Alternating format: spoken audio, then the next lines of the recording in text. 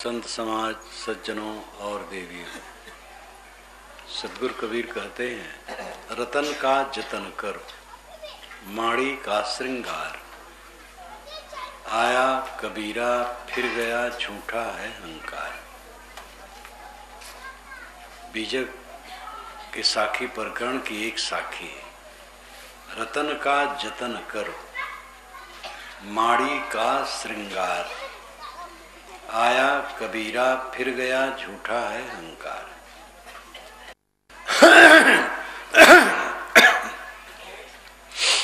तुम्हें रतन मिले हैं, उनको जतन से रखो। सब श्रृंगार माड़ी का है, दिखावा मात्र है। कितने लोग आए और चले गए, इसलिए यहां का अहंकार झूठा है। तीन बातें इसमें हैं। पहली है, रतन का जतन करो, जतन से अपने रतन को रखो। दूसरी बात है, तुम जतन जो नहीं कर पाते हो उसमें कारण है, श्रृंगार में भूल जाते हो, चमक दमक में, तो माड़ी का है। खखरे कपड़े पर माड़ी चढ़ा दी जाती है तो चिकना हो जाता है कपड़ा, लेकिन धो देने के बाद फिर खखरा। तैसे जो चमक दमक में तुम भूलते हो वो सच नहीं, धोखा। तीसरी बात साहब कहते हैं कि अहंकार लोग करते हैं,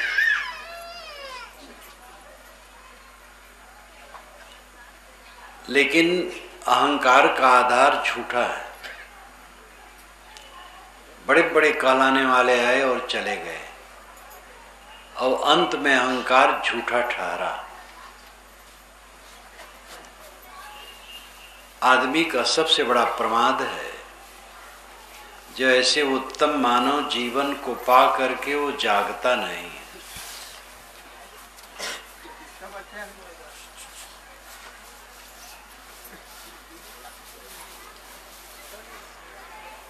इतना उत्तम जीवन पा करके वो जाग नहीं रहा है।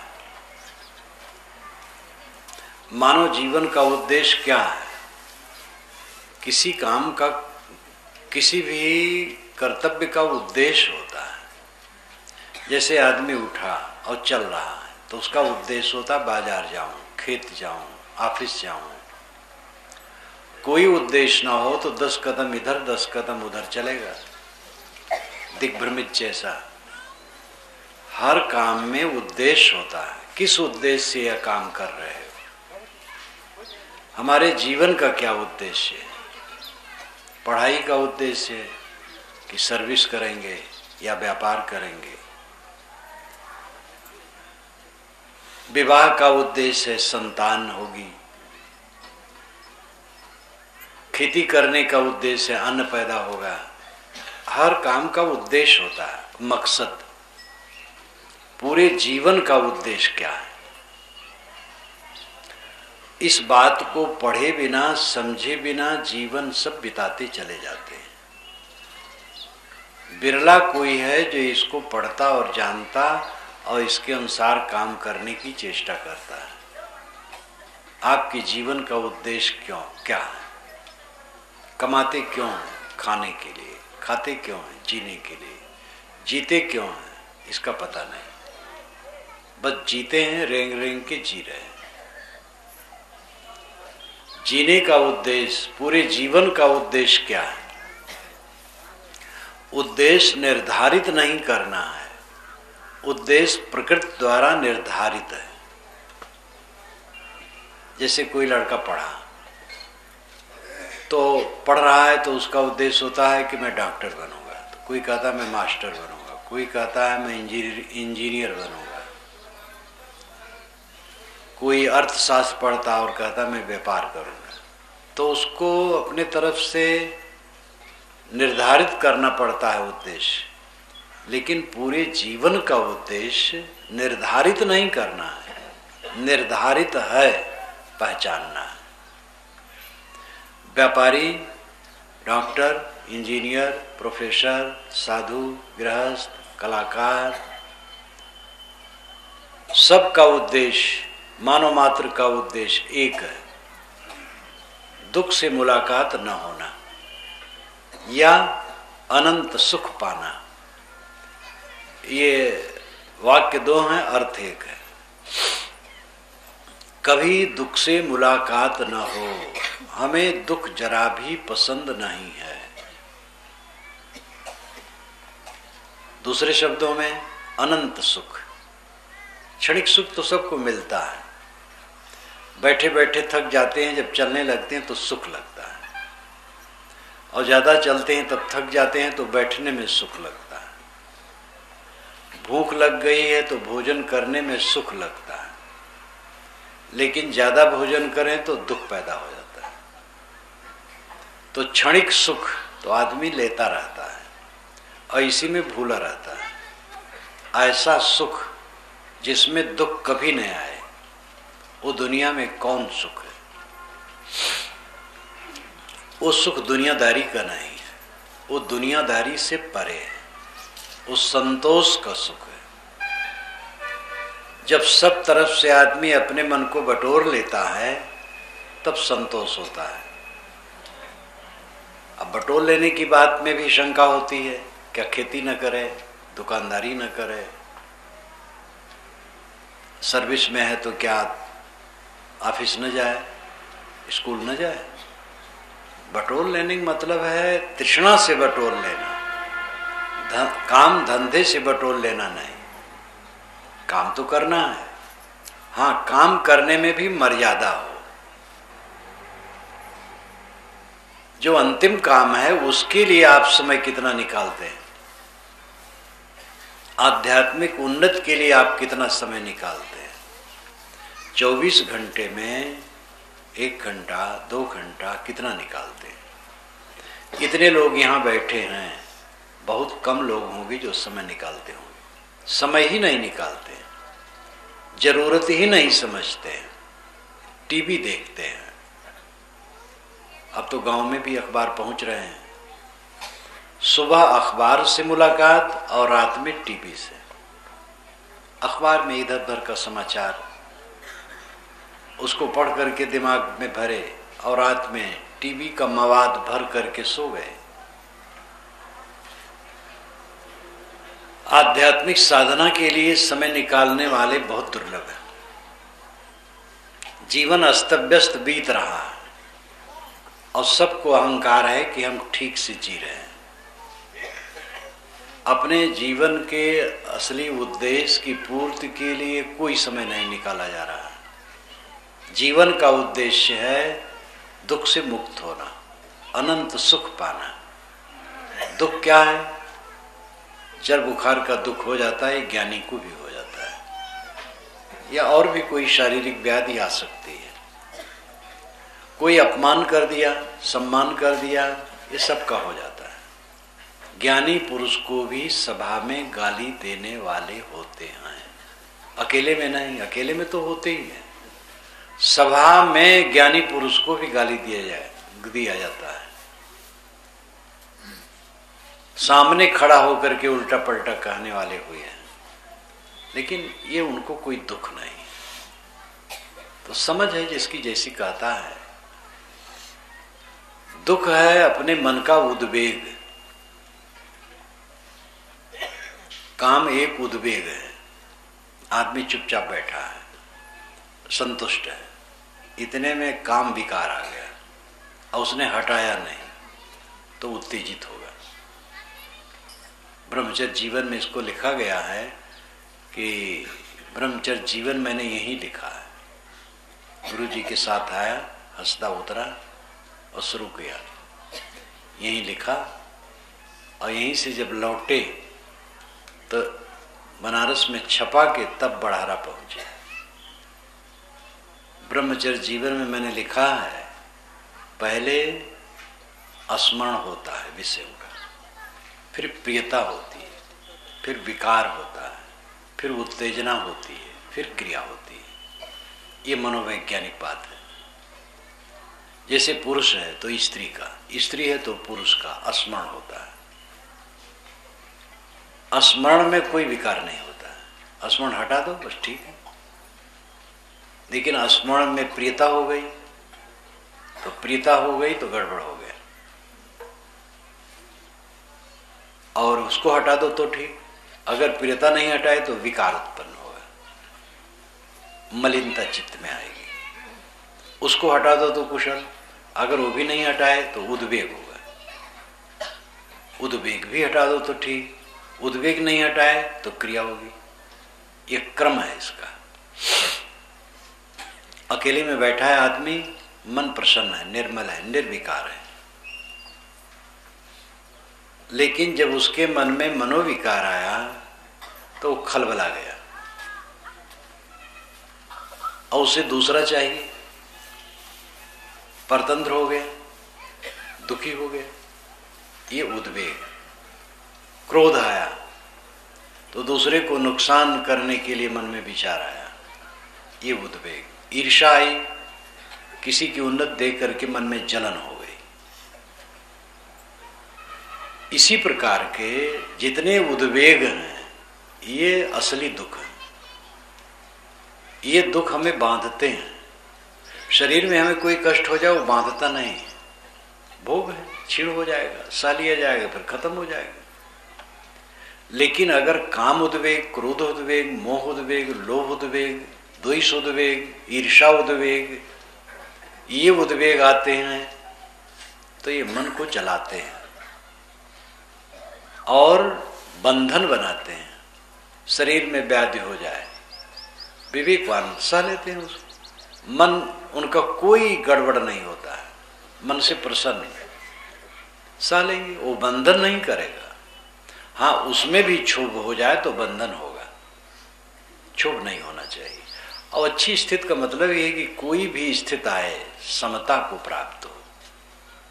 ज्ञान की जो पूरी अवस्था है उस समता की स्थिति है। वेद का वचन है, का मोह का शोक एकत्वम अनुपश्यति। एकत्वम अनुपश्यति, एकत्वम का मतलब एकता का भाव, अनुनाम पीछे, पश्यत नाम देखना। तो कहीं पीछे मात्र अर्थ होगा और कहीं अर्थ होगा बारंबार। बारंबार यहाँ अर्थ है बारंबार एकत्व देखना, लगातार एकत्व देखना।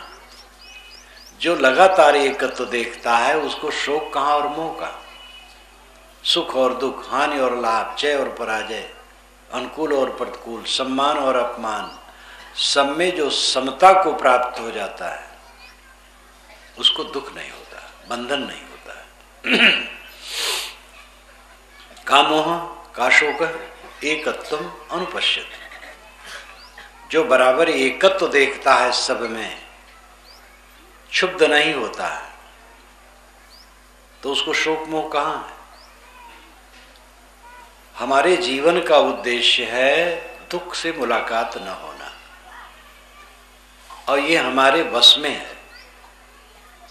शारीरिक कष्ट तो ज्ञानी को भी आ जाए, कोई बात नहीं। मन का कष्ट न हो, मन का विकार न हो, मन का उद्वेग न हो, विवाद, कलह, द्वेष, ईर्षा, काम, मोह, लोभ, ये मनुष्य के मन को न काट पाए, ये जीवन की ऊंचाई है। लड़के बच्चे गलत हैं इसलिए हम क्षुब्ध हैं, अपनी कमजोरी है, जैसे हैं वो तैसे हैं। एक सज्जन इलाहाबाद में अफसर हैं, एक बार आए, प्रवचन सुन रहे थे सुबह का। जब मैं उठा तो आए, कहे साहब आज तो आपने मेरे ऊपर बोला है, सब कुछ मेरे ऊपर घटता है। तो पूछा क्या? मेरा लड़का क्षुब्ध हो गया, मैंने उसको कड़ा कह दिया तो और कड़ा कह दिया, तो मुझे बड़ा दुख हुआ। आज ही घटना है, अब आपने जो कुछ कहा है सब मेरी मरम्मत हुई है। संजोग से मैं यही कह रहा था कि भाई कोई कुछ कहे सह लो, अपने से छोटा है पद में, उम्र में, तो इसका मतलब तुम उसको छोटा क्यों मानते हो? सब मनुष्य बराबर है, सह लो, प्रेम से पेश आओ, प्रतिक्रिया में न पड़ो। आप प्रतिक्रिया छोड़ दो तो वह भी सरल हो जाएगा। उसके पश्चात उन्होंने जो अपना नियम बनाया तो उस नियम से वे बहुत सुधार पाए। और उनकी पत्नी दूसरे ढंग की है, कर्मकांडी है। अब वे स्वयं मेरी पुस्तकें पढ़ते हैं, इसलिए विचारक हो गए, पंडित जी हैं वो। कहते मेरी पत्नी साहब बहुत देवता पूजती है, अब उसको कैसे सुधारूं? मैंने कहा देखो सहयोग कर दो उनके पूजने में, कुछ सुधारने के चक्कर में न पड़ो। आपके विचारों से वो सुधरेंगी तो ठीक है, सहयोग करो। तो कैसा है, वो भोजन बनाती हैं सुबह, क्योंकि ऑफिस जाना रहता है, और मैं उनके देवी देवताओं को धो पोछ करके फूल चढ़ा देता हूँ और बीजक का पाठ करता रहता हूँ। पंडित जी ने कहा मैं बीजक का पाठ करता रहता हूँ और उनके देवताओं को पोछ करके फूल चढ़ा देता हूँ, तो समझते हैं कि पूज रहे हैं। और मेरा तो बीजक पाठ चलता है, लेकिन ये कब तक चलेगा? मैंने कहा धीरे धीरे रास्ता मिल जाएगा। तो कहे लड़का से कैसा है? बहुत अच्छा है। अब तो मैं प्रयोग कर रहा हूँ आपके कथनानुसार, बहुत शांति मिली, बहुत कुछ ठीक चल रहा है।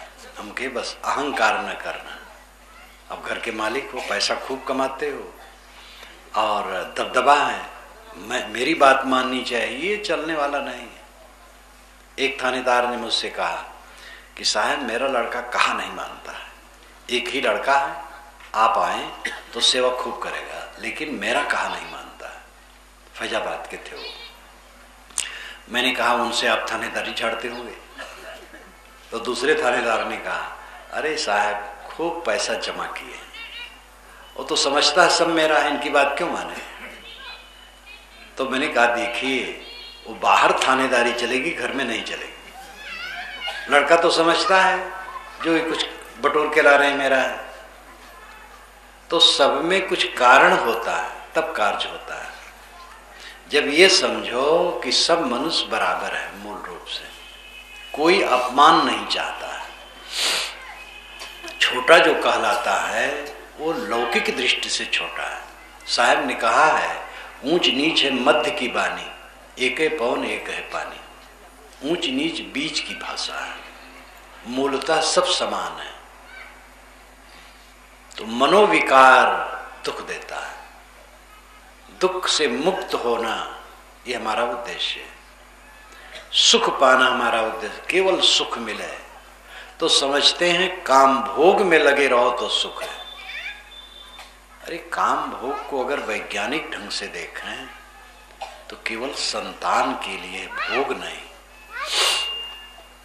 वेद के सब ऋषि करीब करीब गृहस्थ हैं, लेकिन किसी ऋषि ने चारों वेदों में कहीं नहीं लिखा है, कहा है कि विवाह विलास के लिए है, संतान के लिए है। विवाह सूक्त है वेद में, मैंने वेद में लिखा है अपने विवाह सूक्त को विधिवत। विवाह सूक्त में वर वधू का हाथ पकड़ करके कहता है कि संतान के लिए मैं तुम्हें ग्रहण करता हूं। तो प्राकृतिक ढंग से देखा जाए तो नर नारी का संबंध केवल संतान के लिए है। विलास में पड़ोगे वो नुकसान करेगा, कुछ फायदा नहीं।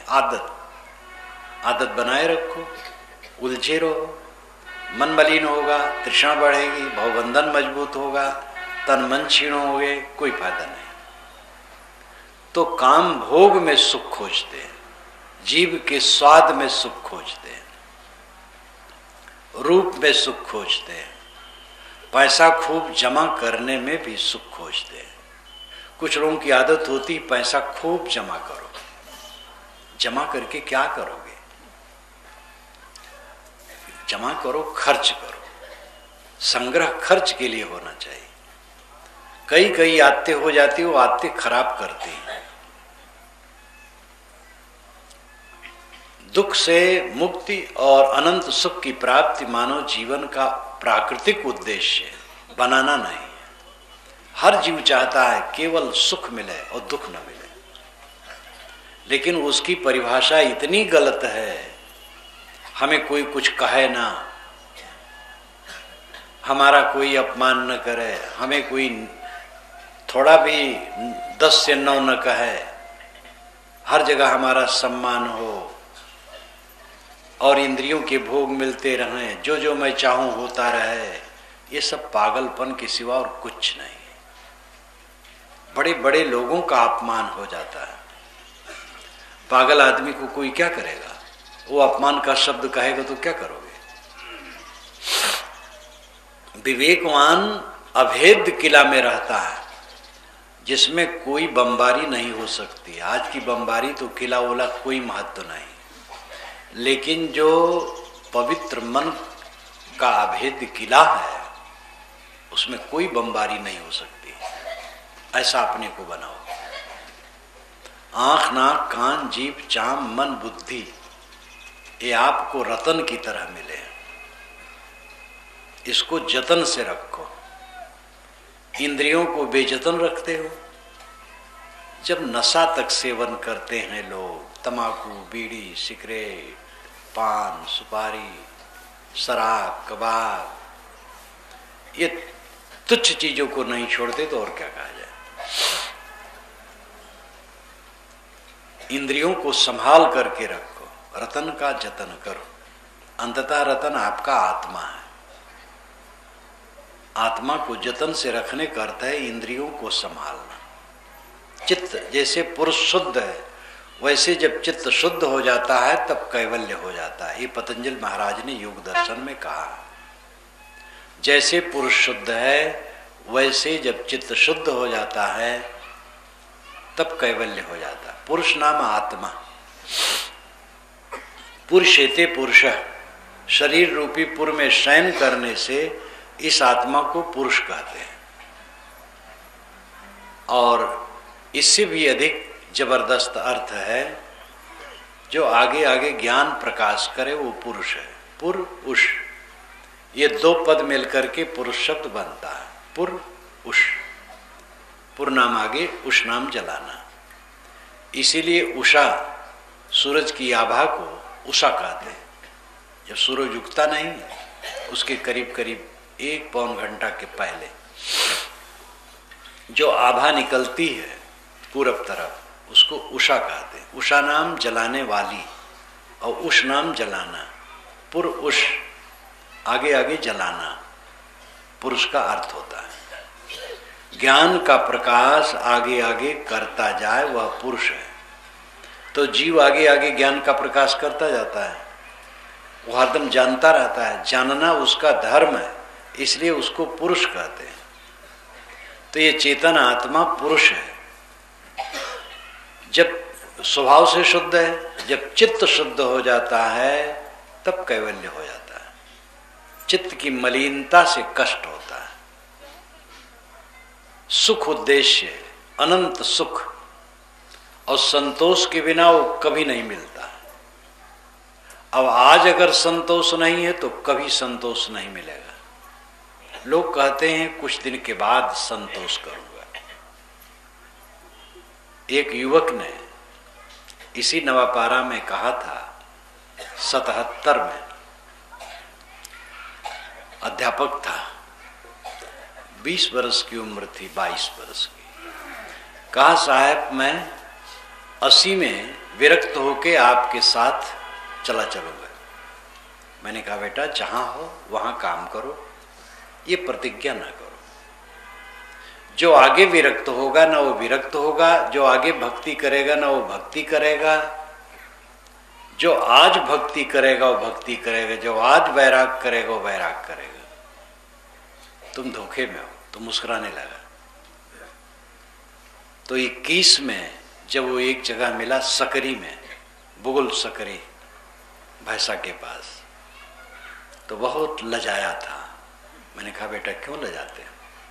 कुछ बोले नहीं। जब मैं प्रवचन करके बाहर गया, अंधियारा था, घूम रहा था मैदान में, वो दौड़ा गया और मेरी कमर कस के पकड़ करके जोर से रो पड़ा।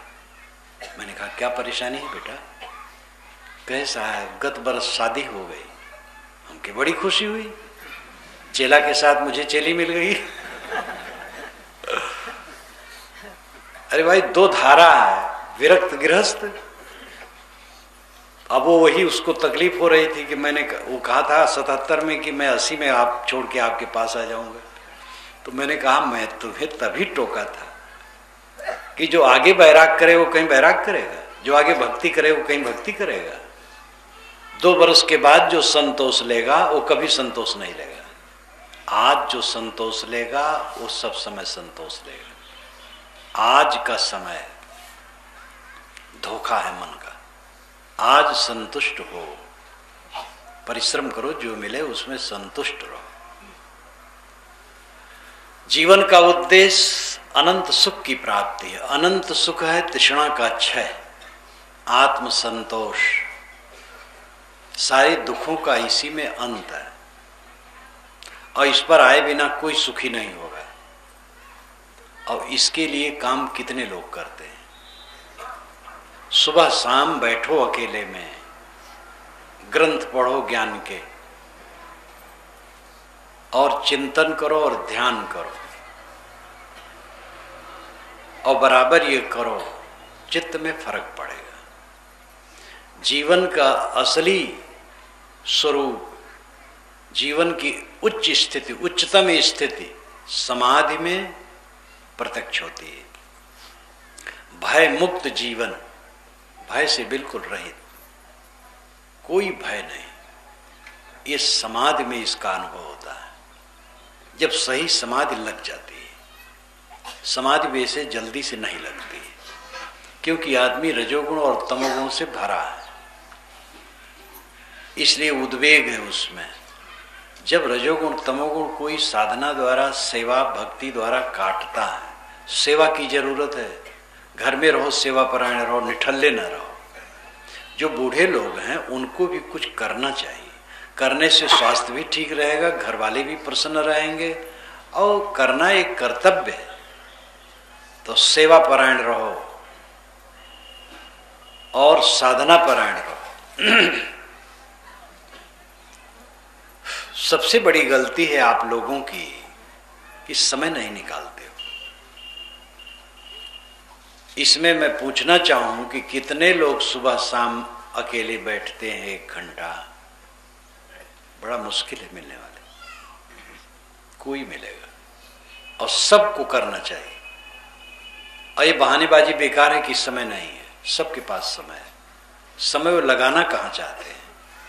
पंडित जवाहरलाल नेहरू जब प्राइम मिनिस्टर नहीं थे तब भी बहुत व्यस्त थे और प्राइम मिनिस्टर हो गए तब तो और व्यस्त हो ही गए, लेकिन रोज वे व्यायाम करने के लिए समय निकालते थे। समय कैसे नहीं, समय का महत्व समझो, समय मिलेगा। जब तक अकेले में न बैठोगे, अभ्यास न करोगे, तब तक फर्क नहीं पड़ेगा मन में। अपने को अकेला करो। जीव अकेला है और अकेले में बैठ करके, अब केवल अकेले में बैठे हो, कल्पना में डूबा रहे तो कोई फायदा नहीं होगा। ज्ञान का ग्रंथ सबसे जबरदस्त आधार है। मैंने तो स्वयं जो स्वाध्याय से लाभ पाया वो मैं जानता हूं। बचपन से ही स्वभाव था अध्ययन का। बचपन से जब मैं ठीक से पढ़ नहीं पाता था, उस उम्र में घूर पर भी मिले हुए पर्चे को पढ़ डालता था, चाहे वो समझ में आवे चाहे ना। मैं अपने 8-10 वर्ष की उम्र में वेद पढ़ता था। वेद क्या समझो, लेकिन पढ़ता रहता था। अब उसी में पढ़ते पढ़ते कुछ समझने में आने लगा। तो अध्ययन करें, चिंतन करें, मनन करें। चिंतन और मनोविलास में फर्क है। मनोविलास का अर्थ है मैं जवान हूँ, सुंदर हूँ, दुनिया के ऐश्वर्य मेरे हैं, मैं भोगों में प्रवीण हूँ, मेरे लिए सब कुछ है। ये मनोराज्य, ये मनोविलास है, ये नरक का घर है। शरीर नश्वर है, आत्मा अमर है, किसी के साथ कुछ नहीं है, अंत में सब छूट जाने वाला है। इन वास्तविकताओं को सोचना चिंतन कहलाता है। चिंतन से मन का बंधन कटता है और समाधि में पहुंचने पर साक्षात्कार होता है। साक्षात्कार का अर्थ है जो जैसे है उसको वैसे ही समझना। जब समाधि लगती है ठीक से समाधि लगने का अर्थ है संकल्प शून्य हो जाना, कुछ न सोचना। तब जीवन की असली स्थिति का अनुभव होता है, भय सब समाप्त हो जाता है। जीवन भर जिसको हम माने रहते हैं उन्नति, अंत में वो झूठ ठहरती है, लेकिन तब कुछ करने का अवसर नहीं रहता है। बहुत धन, बड़ा सम्मान, बड़ी प्रतिष्ठा, बड़ा पद, अंत में वे सेमल के फूल सिद्ध होते हैं, कुछ उसमें नहीं रहता है। उन्हीं में लगे लगे रत्न का समय हमारा नष्ट हो जाता है और विकारों का जखीरा इकट्ठा हो जाता है चित्त में और पीड़ित होते रहते हैं। बाहर उन्नत करते हैं, भीतर पतन करते हैं। बाहर चमकाते जाते हैं, भीतर काला होता जाता है। बाहर से भरे भरे हैं, भीतर से खाली खाली हैं, क्योंकि असली काम नहीं किया जा रहा है। रतन का जतन करो, माड़ी का श्रृंगार। साहब कहते तुम्हारा श्रृंगार माड़ी का, जवानी कितने दिन की है?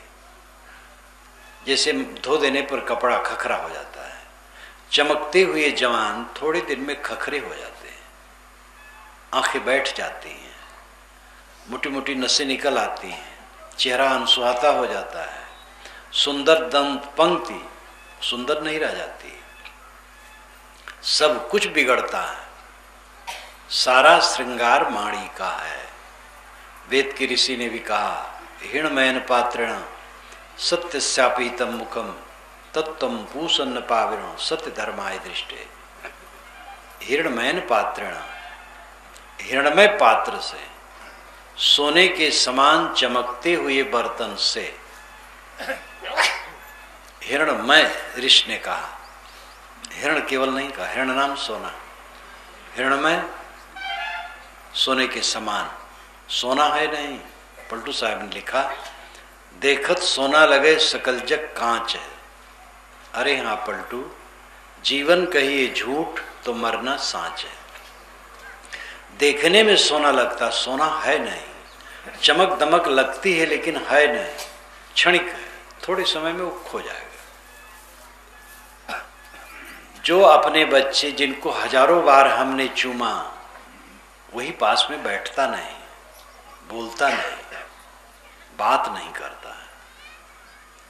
कहीं कहीं बच्चा ठीक होता है, पिता ही समझते हैं कि यह नालायक है, इसलिए और असंतोष हो जाता है। दोष दोनों तरफ से हो सकता है, कहीं से हो सकता है। शिष्य गलती करता, गुरु भी गलती करे तो क्षमा नहीं हो सकती। शिष्य की गलती तो क्षम्य भी है, गुरु की गलती कैसे क्षम्य हो सकती है? गुरु को तो गलती नहीं करना चाहिए। कहीं भी हो, तकलीफ कहाँ शुरू होती है? न समझने से। गन्ना में रस होता है लेकिन गांठ में रस नहीं होता है। जहां जहां गांठ होगी रस नहीं होगा। हमारे जीवन में जहां जहां विरसता है वहां गांठ है, अहंकार है, हमारा अहंकार है। चमक दमक झूठी है। हिरणमयन पात्रण सत्यस्यापीतम मुखम, सत्य का मुख अपहित ढका हुआ है सोने जैसे चमकते हुए बर्तन से। झूठी चमक दमक से सत्य का मुख ढका है। सत्य है आत्मा, सत्य है पवित्र रहनी, और इसका मुख ढका है झूठी चमक दमक से। तत्त्वम पूषण पाविरण, तत् तम पूषण अपाविरण। तत् उसे, तम तू, पूषण पोषण करने वाले को पूषण कहते हैं। सूरज को पूषण कहा जाता है क्योंकि सारी सृष्टि का पोषण करता है, किरणों द्वारा सृष्टि को मजबूत करता है, पकाता है, और किरणों द्वारा ही पानी को ऊपर उठाकर बादल बनाकर बरसाता है तो सृष्टि हरी भरी होती है। इसलिए सूरज को पूषण कहा गया है। किंतु हमारे जीवन में पोषण कौन है? आत्मा। सारे ज्ञान विज्ञान का पोषक कौन है? आत्मा।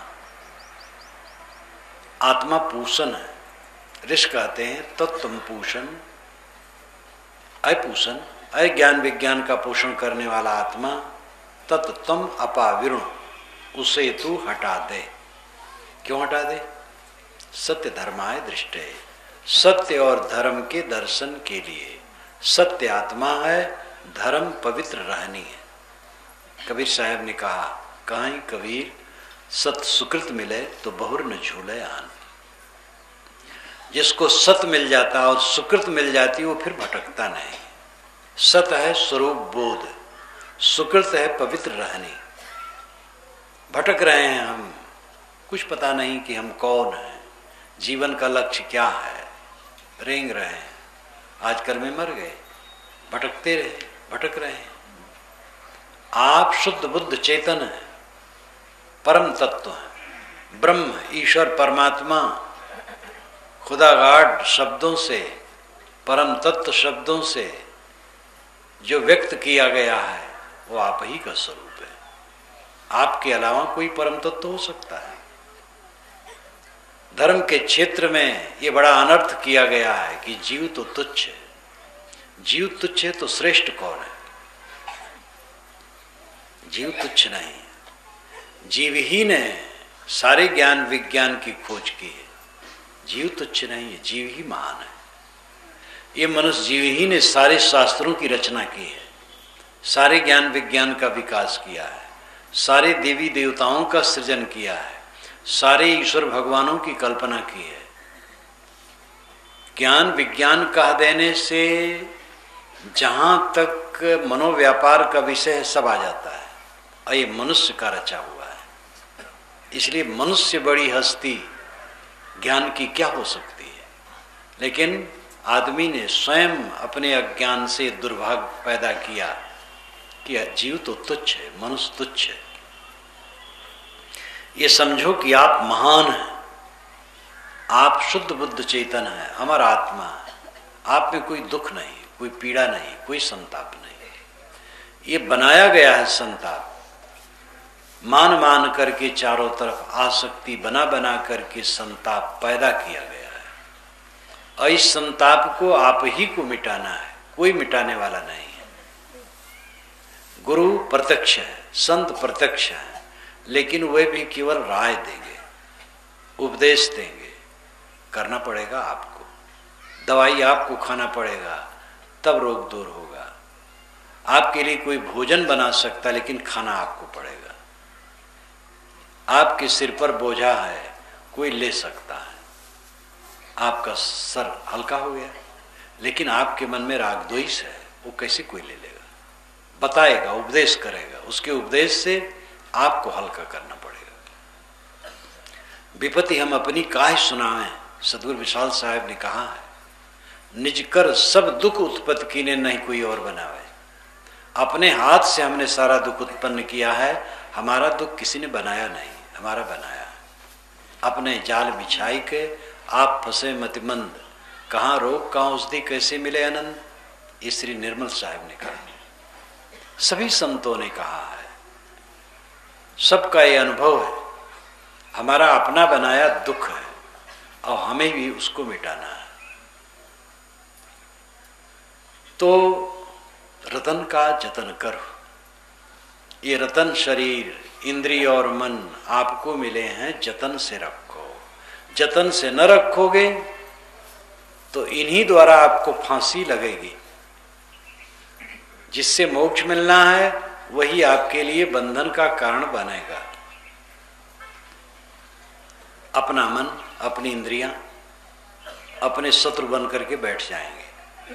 हमारे अपने दुष्कर्म हमारे गले की फांसी बनते हैं, हमारे अपने सत्कर्म हमारे कल्याण के साधन बनते हैं। इसलिए अपने पर हमें ध्यान देने की आवश्यकता है। अपने को संभालो, सुबह शाम समय निकालो, एक एक घंटा दोनों टाइम निकालो, बहुत अच्छा। कोई बहुत व्यस्त हो, आधा आधा घंटा निकाले और इसके लिए आधार बनावे अध्ययन, चिंतन और ध्यान का, तो प्रगति निश्चित ही होगी। माड़ी का श्रृंगार, सब श्रृंगार माड़ी, जिसमें लुभाते हो किसी का रहने वाला नहीं। अभी हमारे मुख्य गुरुजन थोड़े दिन में चले गए, सदगुरु विशाल साहब के गए तो थोड़ा ज़्यादा समय हुआ, लेकिन बुरहानपुर के साहब, हमारे गुरु जी बाराबंकी के साहब श्री प्रेम साहब, ये सब मुख्य मुख्य गुरुजन थोड़े दिन में आगे पीछे चले गए। उनका क्या रहा? ग्रस्त लोग जाते हैं, विरक्त लोग जाते हैं। जिन्होंने कामना का त्याग किया, आत्म शांति पाई, वो तो धन्य हो गए। जाना तो सबको है, चाहे सिंहासन पर बैठ करके जाए, चाहे जंजीर में बंध के जाए। आए हैं सो जाएंगे, राजा रंग फकीर। एक सिंहासन चढ़ चला, एक बंधा जंजीर। जंजीर में बंध के न जाओ। अभी मरने का समय आ जाए और मन व्याकुल हो जाए तो जंजीर में बंध गए। मरने का समय आए तो लगे ही ना कुछ हो रहा है। मरना तो कुछ है ही नहीं, सांस आती जाती टूट जाए, बस खत्म। मैं जहां का तहां हूं, मैं जो हूं सो हूं, मेरा छूटता क्या है? मेरा कुछ छूटना ही नहीं। जो मेरा है छूटता नहीं, जो छूटता है वो मेरा नहीं। संग चले जो सो धन है, संतो छूट जाए सो माया। अब इन सब बातों पर जब बराबर चिंतन करे, मनन करे, सोच करे, तब मन में लकीर पड़े तो पुराना अध्यास कटे, आध्यात्मिक उन्नति हो। सोचते ही नहीं, बस सुबह अखबार। कितने लोग तो अखबार में 2-2 घंटे लगे रहते हैं, और रात में टीवी। दोनों भयंकर नुकसानदेह। व्यवहारिक लोगों को अखबार पढ़ना चाहिए, ठीक है, थोड़ा पढ़े।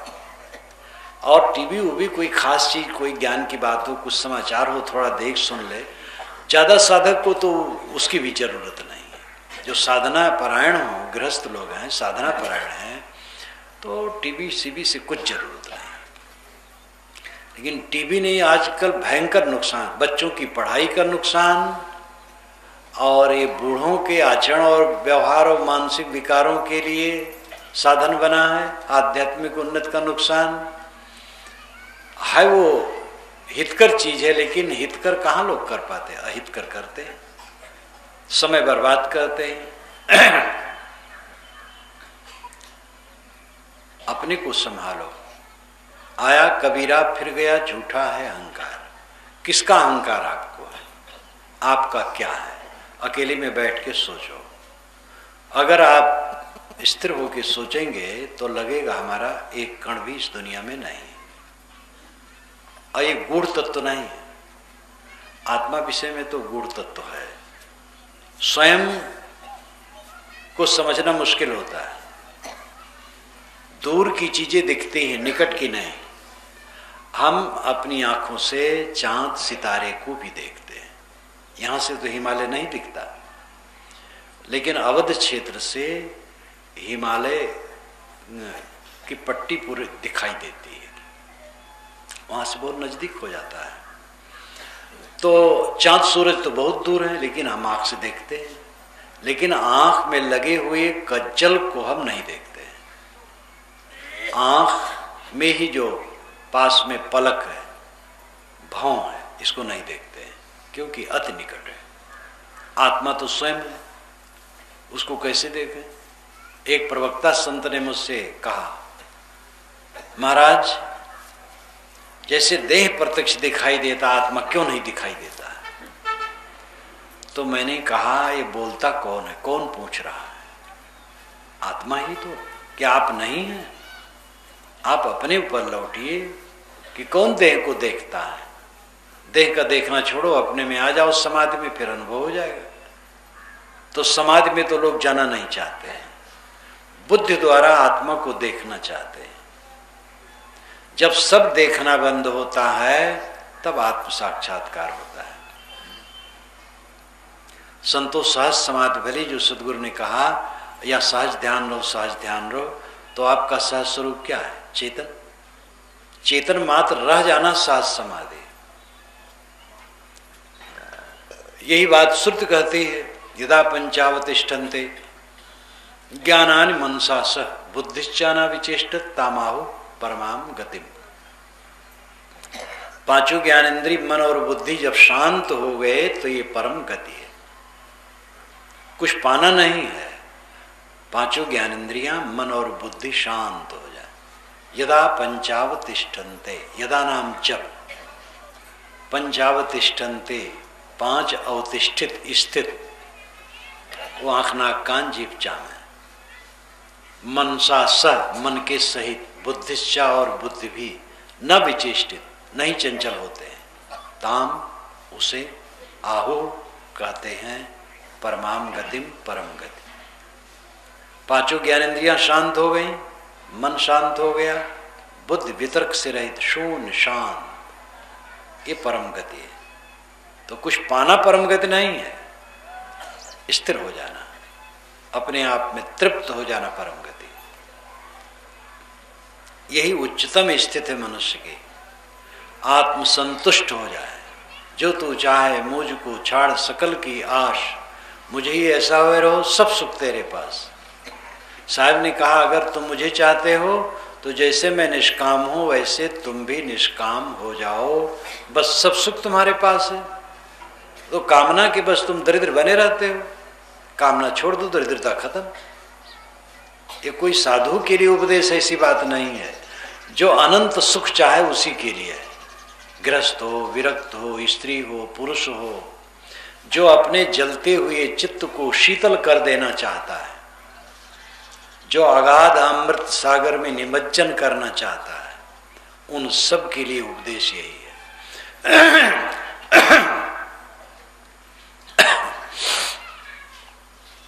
कामनाओं तृष्णाओं को छोड़ करके आत्म संतुष्ट हो जाना। साहब कहते हैं आया कबीरा फिर गया, झूठा है अहंकार। जितने जीव आए फिर गए, बड़े बड़े फिर गए। सिकंदर चला यूनान से, एथेंस नगरी से, आज से 2300 वर्ष पूर्व। फिलिप्स उसका पिता था। वो जब किसी पर विजय करके आता था तो सिकंदर उदास हो जाता था, और लोग तो जश्न मनाते थे और उसकी महिमा गाते थे, और सिकंदर उदास हो जाता था। तब फिलिप्स ने एक बार कहा कि बेटा मैं विजयी होकर के आता हूं तो तुम उदास होते हो, ये कैसे अशुभ की बात करते हो। उसने कहा कि आप ही सब जीत लेंगे तो मैं क्या करूंगा। इतनी हविस उस उम्र में थी, छुटपन में। संयोग से वो थोड़े दिन में पिता मर गया, तो एकदम तरुणाई में ही तो ये विश्व विजय के लिए निकला है। डायोनीज नाम का एक संत कहीं वहीं पास में रहता था, उसके पास गया। कुछ ठंड का महीना था, गया, नमस्कार किया, खड़ा हुआ, कहा मैं विश्व विजय के लिए चलने वाला हूँ, आप आशीर्वाद दीजिए। तो डायोनीज ने कहा कि विश्व विजय करके क्या करोगे। कहे तब सुख से रहूंगा। डायोनीज ने कहा मैं तो सुख से हूं, आ जाओ मेरे पास, विश्व विजय करने की जरूरत नहीं। इसका प्रभाव उसके ऊपर में बहुत पड़ा। फिर तो उसने कहा कि कुछ सेवा बताइए मेरे लिए। कहे धूप लिए खड़े हो, हट जाओ, बस यही सेवा है। तो इतना निष्काम पुरुष और निर्भय पुरुष का वचन उस पर बहुत प्रभाव किया। जब लौटा तो मंत्री से कहा कि अगर मैं साधु बनूंगा तो डायनीज तरीका बनूंगा, और नहीं तो विश्व विजयी बनूंगा। तो विश्व विजय के लिए निकला, साधु तो नहीं बन पाया। और लड़ते लड़ते आ करके हमारे देश के पश्चिम उत्तर कोण पर पुर नाम के राजा से लड़ाई हुई। हमारे देश के पुर नाम के राजा थे, उनसे लड़ाई हुई। पुर यद्यप हारे, लेकिन सिकंदर की सेना भी थकी और उसने लोहा डाल दिया। अब अंत में लौट जाना पड़ा और रास्ते में मर गया। इकट्ठे कर जहां के जर सभी मुल्कों के माली थे, सिकंदर जब गया दुनिया से दोनों हाथ खाली थे। अहंकारी आदमी को अंत में पछतावा होता है तो कुछ कर नहीं पाता है। बहुत धन बटोरा, कुछ लोगों को धन बटोरने का नशा चढ़ जाता है और रो के उनको जाना पड़ता है। कुछ लोगों को परिवार बढ़ाने का, कुछ लोगों को सम्मान पद प्रतिष्ठा की ख्वाहिश, कोई सनक होती है, और ये सनक पीछे पीड़ा देती है मरते समय कि अपना काम नहीं किया है, धोखे में गया, और सब धुल जाता है, कुछ नहीं रह जाता किसी का। आया कबीरा फिर गया, झूठा है अहंकार। साहब ने अपने नाम को अन्य पुरुष के रूप में अनेक बार प्रस्तुत किया है। यहाँ कबीरा से अर्थ मानव मात्र प्राण मात्र के लिए उन्होंने प्रयुक्त किया। ये संसार में मनुष्य आए और चले गए, अहंकार झूठा है, इसलिए रतन का जतन करो। अपने जीवन के लक्ष्य को समझो। जीवन का लक्ष्य है अनंत सुख की प्राप्ति, और अनंत सुख संसार की चीजों में कहीं नहीं है। ये तो आदि अंत वाला सुख है, और वो सुख ही व्यामोहित करता है। जो दुनिया का सुख है उसी में हम व्यामोहित होते हैं, बुद्धि भ्रष्ट होती है, और आध्यात्मिक स्तर से हम गिरते हैं। इसलिए ये सुख नहीं, ये दुख है। इसीलिए विवेकवान इसे वितृष्णा करते हैं, भोगों से अपने को ऊपर उठा लेते हैं, चाहे गृहस्थी में हो चाहे कोई विरक्ति में हो। भोगों से ऊपर उठे बिना साधना का मतलब क्या है? साधना का अर्थ ही है भोगों से अपने को ऊपर उठाना। जो निरर्थक क्रियाएं हैं वे भोग हैं। जो शरीर के जीवन की रक्षा के लिए वे भोग नहीं, जैसे खाना पीना, सांस लेना, जागना, सोना, काम धंधा करना, ये शारीरिक क्रियाएं ठीक है। लेकिन जो आदतन है, अहंता ममता पूर्वक इंद्रिय और मन को विकृत करने की आदत, ये भोग है। यही जीव को बांधते हैं। और रतन का जतन करना यही है, अपने मन इंद्रियों को संभालना। रहो सम्हारे राम विचारे, कहता हूं जो पुकारे हो। साहब कहते मैं पुकार के कहता हूं तुम अपने को संभालो और राम का विचार करो। अपने को संभालने का अर्थ है अपने मन इंद्रियों को संभालो, और राम का अर्थ यानी आत्मा का विचार करो। अपने मन को दुनिया की वस्तुओं पर टिकाओगे तो मन में विकार पैदा होगा, राम में टिकाओगे तो शांति होगी। राम है आत्मा। आत्मा में बारंबार मन को नियोजित करो, आत्मचिंतन करो। लेकिन आत्मचिंतन का बल जिससे मिलता है वो बल वाला काम नहीं करते। इसलिए आप लोगों से मेरी अपील है कि सुबह शाम समय निकालो, अकेले में बैठो, अध्ययन चिंतन और ध्यान करो। एक भक्त ने जो बताया था वो मुझे ऐसे प्रसंग में बराबर याद आती है, और भक्त का नाम भी भूल गया और स्थान भी भूल गया, काफी दिन हो गए। वो कहे साहब मैं रात में जब सोने चलता हूँ तो आपका कैसेट लगा देता हूँ और बंद कर देता हूँ। सुबह जैसे नींद खुलती है मेरी उंगली बटन पर जाती है, उसके दबा दिया, बस आपका प्रवचन शुरू हो जाता है। फिर मैं कुल्ला करता हूँ, पानी पीता हूँ, टट्टी करता हूँ, मंजन करता हूँ, स्नान करता हूँ और प्रवचन सुनता रहता है। इसमें सब 1 घंटा बीत जाता है। तो 1 घंटा तो ये सब काम करते हुए भी प्रवचन भी सुनता रहता हूँ। तो ये हमारे में मधुरस अपने आप उतरता रहता है। जब स्नान कर लिया तब ध्यान में बैठता हूँ, तब उसको बंद कर देता हूँ। तो जितना बन सकता ध्यान करता हूँ। ध्यान के बाद तब अध्ययन करता हूँ। अध्ययन के बाद तब उठ करके जलपान, फिर ऑफिस जाता हूँ। अब उन्होंने ऐसा बना लिया तो 1 जो घंटा है पहले वाला तो काम भी करते गए, और 1 घंटा तक अगर अच्छे विचारों को हम श्रवण करें कितना लाभ होगा। दूसरे लोग भी हैं, सर्विस वाले हैं, खेती वाले हैं, व्यापार वाले हैं, कुछ नहीं करते हैं, उस समय उनका बीत जाता है। तो मन में कबाड़ इकट्ठा होगा। कबाड़ इकट्ठा होने के साधन आपको नींद खुलते ही सर्वत्र उपलब्ध है। कहीं पत्नी ने कुछ ठीक नहीं किया, गुस्सा आ गया, कहीं लड़के पर गुस्सा आ गया, कहीं नौकर पर आ गया, कहीं मोह उत्पन्न हुआ, कहीं काम उत्पन्न हुआ, कहीं लोभ उत्पन्न हुआ। तो जो जगत प्रपंच है वो तो नींद खुलते ही सामने है, और मन प्रपंच है अंदर से वो जाग करके खड़ा हो गया। तो कबाड़ आने की संभावना सर्वत्र है। निर्मलता है, इसके लिए तो जब अभ्यास करेंगे तब होगा। अब अभ्यास करते ही नहीं है तब कैसे काम बनेगा। बस जिंदगी बीतती जाएगी और कभी संत की वाणी सुने तो महसूस हुआ,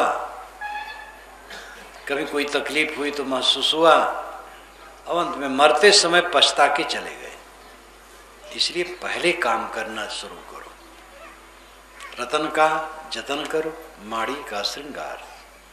आया कबीरा फिर गया झूठा है अहंकार। मन और इंद्रियां रतन है, इनको जतन से रखो, खराब न करो। जतन यतय क्षीण दोषा, शुद्ध वचन भी है, यतय क्षीण दोषा। यतन करते करते दोष क्षीण होते हैं, साधना करते करते मन के बंधन कटते हैं, एक लागे नहीं कटते। रोज सोचो, रोज विचारो, अपने दुर्गुणों पर कोप करो, क्रोध करो, क्यों होते। प्रथम साधना में मनोविकार जब मेरे मन में आवे, एक दिन मेड़ पर चलते चलते जोर से कोप किया मन पर, ये मनोविकार क्यों आते हैं, ऐसा ब्रेक लगा। उसके बाद तो इतनी बढ़िया साधना फिर चलने लगी, क्या पूछना। अपने को देखना है अंदर, जब तक अपने को न देखोगे वो दशा नहीं आएगी।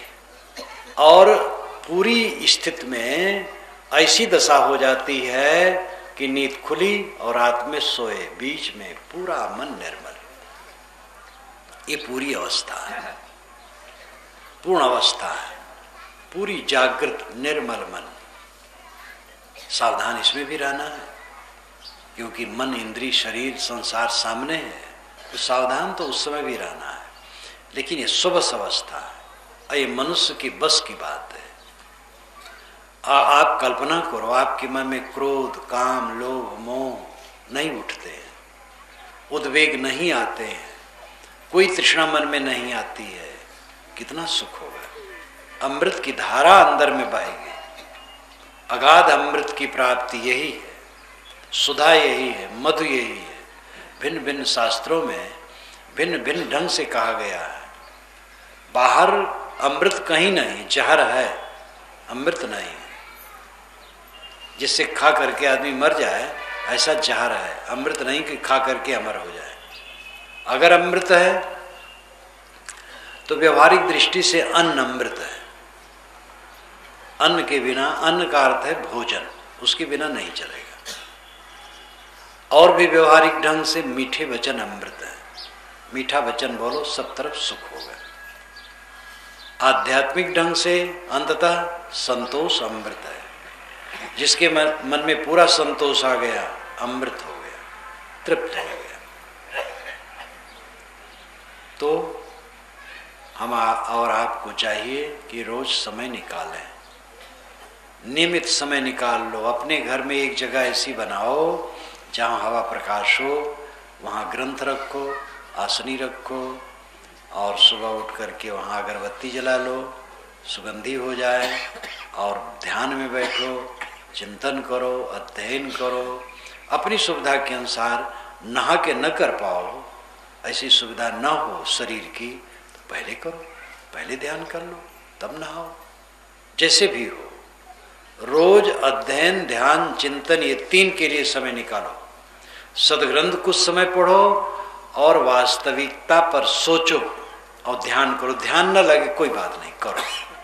न लगते हुए करो तो आदत बनेगी, तो थोड़ा लगने लगेगी। कभी कभी जब आपको आधा मिनट भी ध्यान लग जाएगा तो उसका सुख आपको बहुत खींचेगा और बढ़ता जाएगा, लगन से कोई करे। तो साहब की ये वाणी याद करें, रतन का जतन करो, माड़ी का श्रृंगार। आया कबीरा फिर गया झूठा है अहंकार। मन इंद्रियां रतन है, इनको संभाल के रखो, जतन से रखो, और तभी आत्मा को स्थिति मिलेगी। और जिसमें भूलते हो श्रृंगार माड़ी का है, 4 दिन की चमक है, फिर अंधेरी रात, भूलो मत। आप नहीं, हम नहीं, बड़े बड़े नामी ग्रामी आए और चले गए, यहाँ का अहंकार झूठा है। इसी के साथ मैं अपनी वाणी को विराम देता हूँ।